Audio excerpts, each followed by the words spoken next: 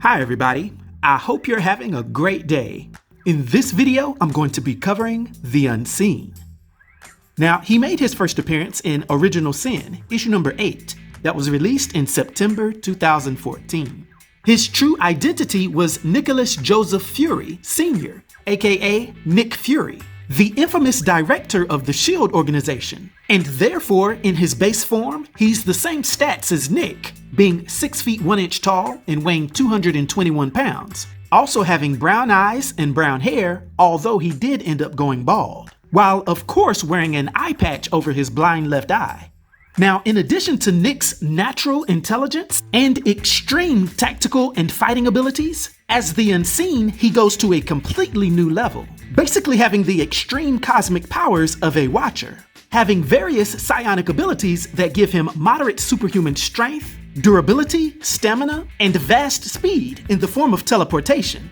His telepathy allows him to read the minds of any sentient life form and to project thoughts into their mind, such as being able to make an entire planet telepathically invisible to an individual as powerful as Galactus. He can also manipulate space, energy, and to a lesser degree, time itself. This includes generating force fields, altering his size, and flight. Not to mention that the Unseen has cosmic consciousness, literally being able to see the past, possible futures, and alternate timelines. Oh, and I have to throw in there that when he's in this form, he is functionally immortal.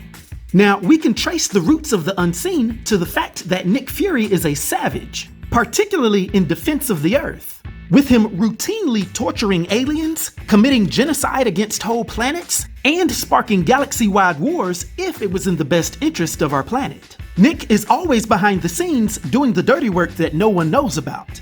One day this led him to Uatu the Watcher's doorstep, when it was discovered that the Watcher's armory was pillaged and one of his eyes was taken.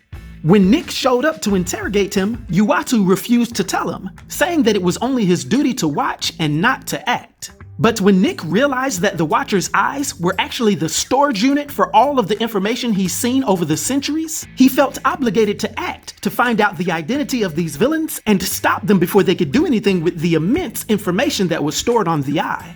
So Nick Fury killed the Watcher, and then took the remaining eye.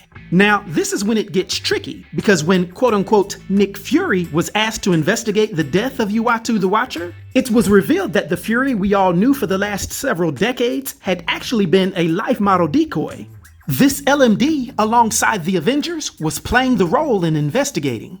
We go on to learn that although the real Nick Fury had infinity formula in his blood, which should in essence have made him immortal, he didn't have as much in his system, and he was beginning to show his age. Now, he being the very prepared individual that he is, was thinking that his life was about to end soon and that he needed to find a replacement for himself.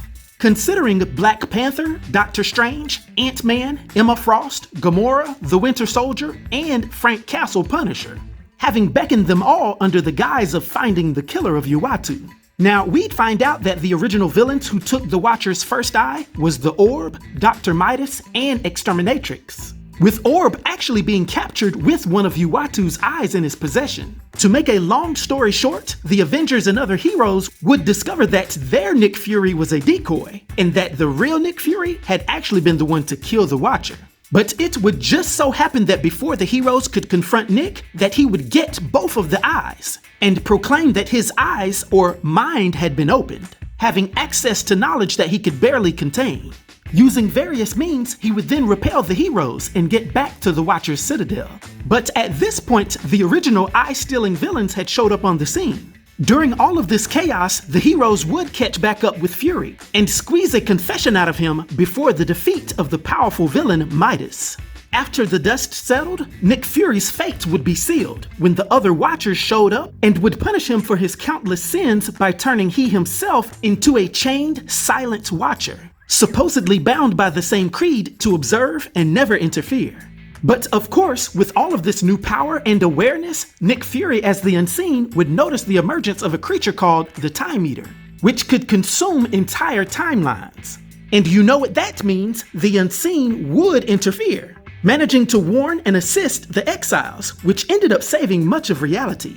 But Nick Fury's new role wouldn't be etched in stone, because although he'd have various adventures as the Unseen, there would come a time where some very advanced and mysterious weapons of the Katati race would be left on the moon. And when the Unseen would go to study them, a mysterious reaction would cause Uatu to fully manifest right out of Fury's eye, with it then being revealed that these weapons were actually made from Watcher technology. And although Uatu's resurrection would cause Fury to go back to his normal human form, the famous Watcher would still hold Nick accountable for his murder, and would bind him in a temporary servitude to fight in what Uatu called the coming of, quote-unquote, the First War.